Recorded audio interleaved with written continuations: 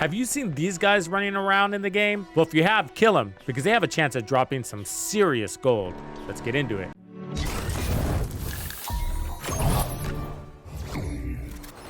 Let's do this! Are you tired of running in circles to collect gold? Are you tired of jumping up and down in a cave to get XP? How about those void shard farms? Well, if you are, today I bring you a video that's not going to solve all your problems. However, with the tips here, I think it might help you enjoy playing this game just a little bit more. So sometimes the devs make silent changes to the games. There's no maintenance, there's no announcements, there's no hotfix patch notes or anything like that. You just notice something in the game seems different. And in the special operations, I noticed such a thing. These guys started to show up. There's a few variations of them. They're these guys that sort of have this halo around them. And then there's another version where the guy's got a blue circle around him. And they're important to pick out because these guys equal mega rewards. Okay, but before we jump into all the details, I'm just gonna tell you right now, this is not going to replace the best gold farm in the game. This is not going to replace the best hyper farm in the game or shard farm in the game, anything like that. This is a supplement, but especially helpful for those who are tired of just running in circles. This is where I spend my time leveling my characters and getting my gold. And I know it's not the absolute fastest, but today you're going to learn just how fast it actually is, and it might surprise you and maybe help you decide where you want to be spending the majority of your time in this game.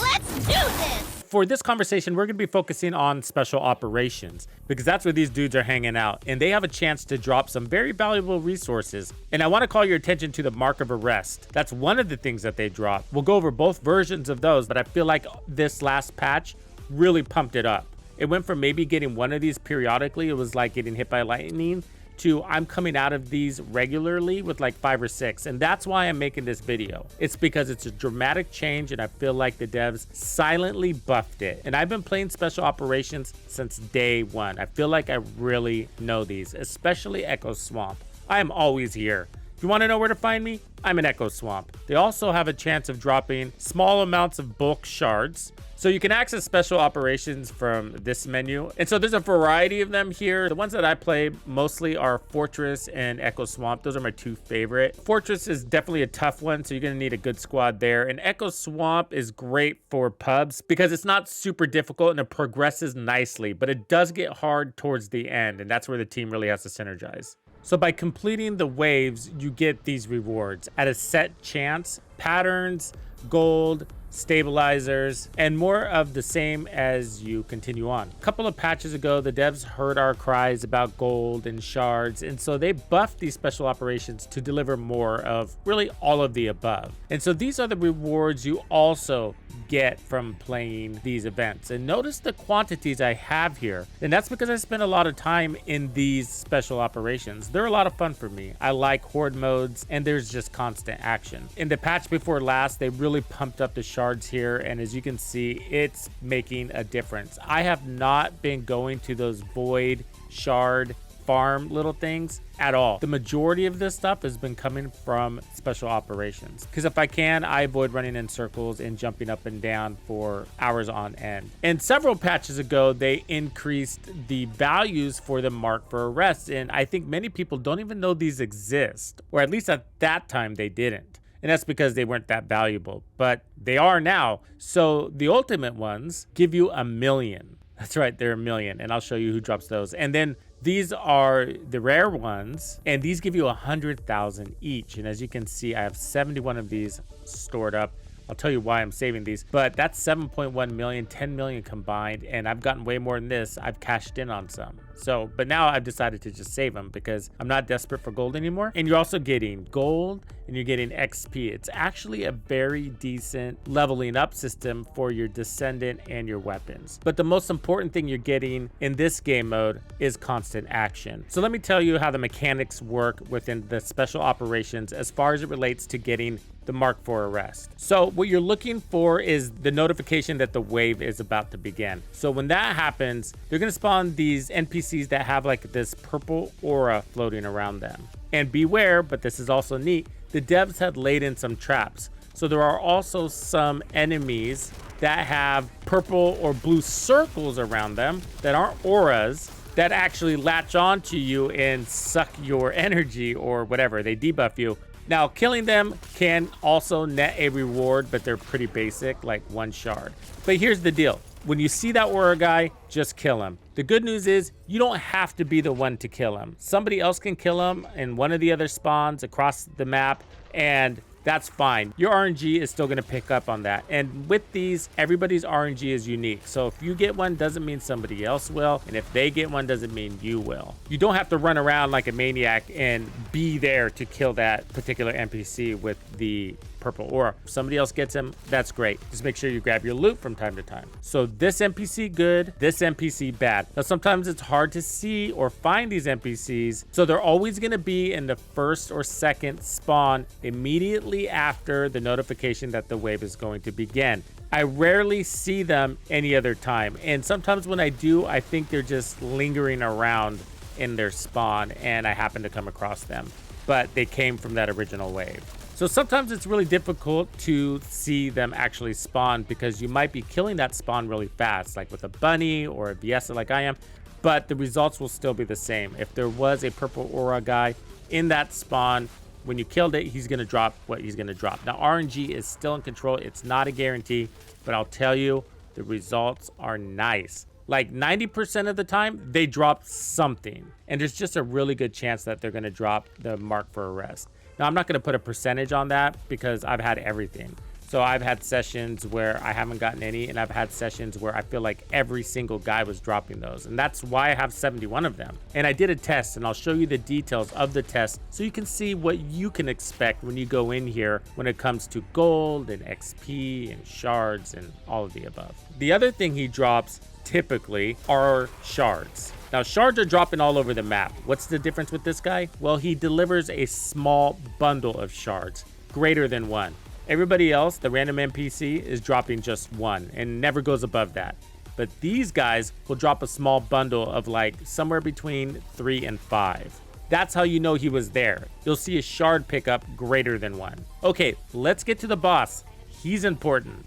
So the bosses, you're not going to see a lot of them, but they show up from time to time. Again, you don't have to get the kill on this guy, but why is he important? Because he's the one that drops the gold ultimate mark for arrests. That's 1,000,000 ka-chings. Here's one that I got in yesterday's session. So I started shooting him, and once he takes damage, he spawns to the other side. But I just kept on with my business because I knew I didn't have to kill him. The team finished him off, and when I went back over there, there was a nice gold one waiting for me. He's guaranteed to always drop something. Just like the purple aura guys, if he doesn't drop one of these, he's going to end up dropping a bundle of shards. His bundle's much larger, so somewhere north of 14.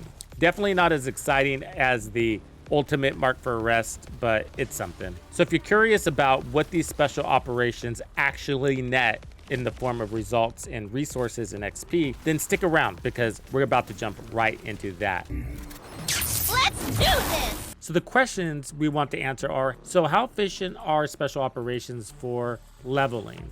Now, each one's going to be a little bit different because some are longer than others. So we'll stick with Echo Swamp here. So I'm keeping this pretty basic. So what I did was reset my character to level 1, and I spent down all of my gold. And we have this screenshot, and then I'm going to be setting the timer and leveling my character all the way to 40, only doing Echo Swamp to see how long it takes to get my character all the way to level 40, and then see how much gold we get. And we'll also be monitoring the Thunder Cage. Going in, it's at level 24. But it's going to peak out before we finish this session, I imagine. So it's only going to give us a gist. On top of that, we have a screenshot of all of my resources so we can see how many shards we have. Now, as far as the mark of arrest, that's RNG, and this session may or may not be the one that dishes out a bunch. So that's not going to be included in this test. But right here, I can just quickly show you that, yes, I have had sessions where they dumped a bunch of these rewards on me. So although this may be a single recording session, it may actually be multiple sessions. Because I'm playing in group, it requires me to play in group.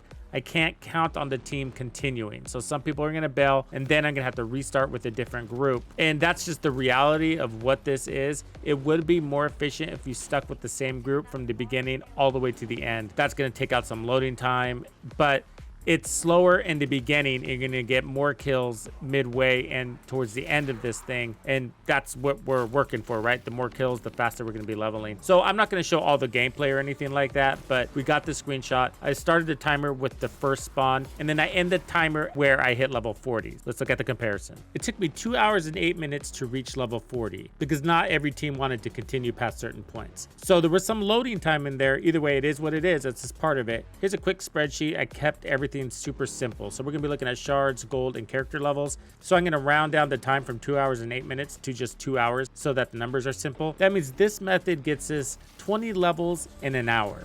So the bunny cave can get you about 40 levels in about 40 minutes. And since this is giving us 20 levels per hour, the bunny cave is 3 times faster at leveling compared to operations. In percentage terms, the bunny cave is approximately 66.7% faster at leveling compared to operations.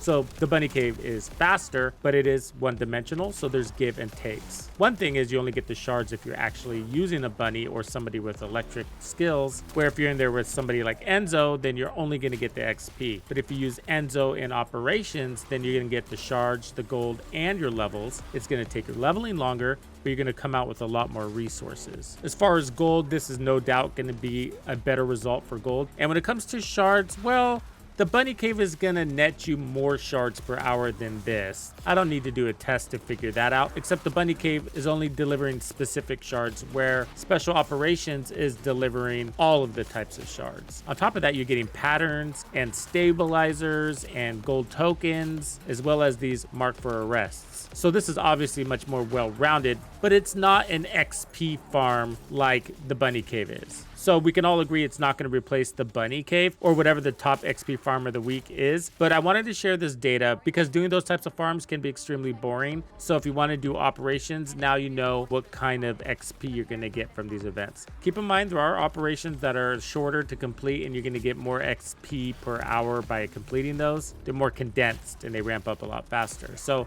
we're just using Echo Swamp as an example. Anyways, I hope this was useful, and I hope when you do go into special operations, you get tons of mark of arrests, and you're just winning. Thank you for hanging out with me. My name is Tuxedo Bandido. That's Tito Bandido. One and only. And this was another episode of The First Descendant. If you found this video helpful, subscribe, like, and turn on notifications to ensure you don't miss out on the fantastic experiences waiting for you in The First Descendant. And if you like videos like this, check out the one I have recommended for you right here. If you have anything you want to see covered, be sure to let me know in the comments below. And thank you to all the channel members and donors who make everything possible. Tux Nation wouldn't be without you. When you buy or download anything for The First Descendant, be sure to use Tux's creator code to support the channel. Easy peasy.